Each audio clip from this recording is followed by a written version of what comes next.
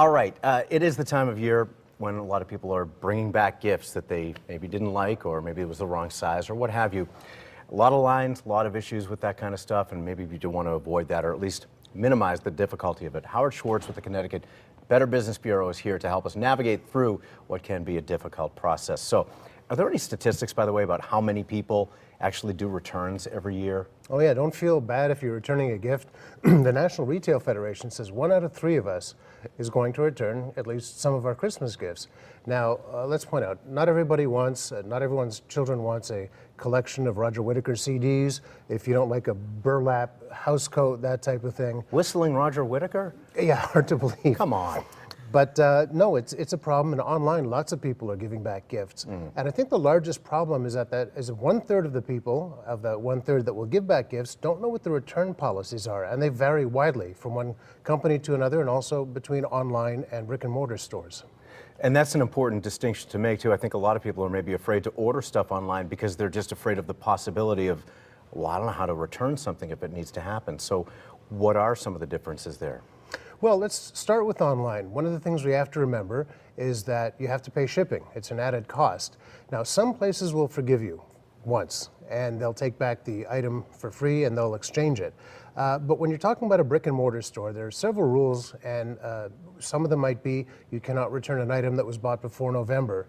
You'll have until the end of January to do it. No retailer is obliged to take back an item for exchange or return. And they do that because it's good business practice to do so. Right, but they're legally not required to do so. They're not legally required to do so, and in fact, there's certain cases where they may not want to, and that would be if something was marked down for clearance when you buy it. Certain garments can't be returned for health reasons. Or maybe an item there that's on clearance or something that they needed to get rid of in the first place, I suppose. Now, you were talking about return policies. How do you know those? How much can they vary? And how much time can you save yourself as well as the people behind you in line if you know what the policy is?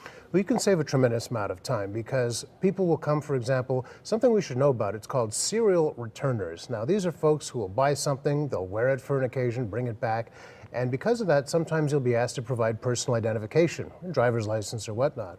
That window of opportunity to return gifts can vary, so you don't necessarily want to go stand in line for a couple of hours, so maybe wait a week or two. But also, those policies should be prominently posted in the store, online, and usually on receipts. So that's very helpful, but you've got to read them because sometimes you might be able to get a refund. Other times you may only be able to get a store credit.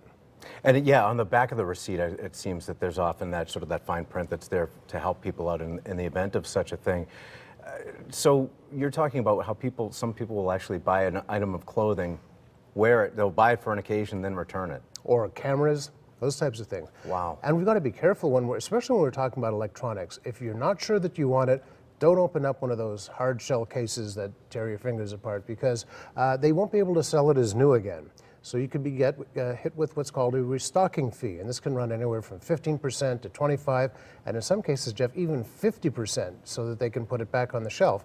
Of course, that's great for people who are looking for bargains because they can buy it, and it won't be new, though it might not be used. And I know that for a lot of people, especially, it can be very frustrating if you're in line behind somebody who you're hearing maybe some big kind of a to-do going on because they expect something that is really way outside of the store's policies. So there's that whole issue of being courteous for the people behind you and yourself too.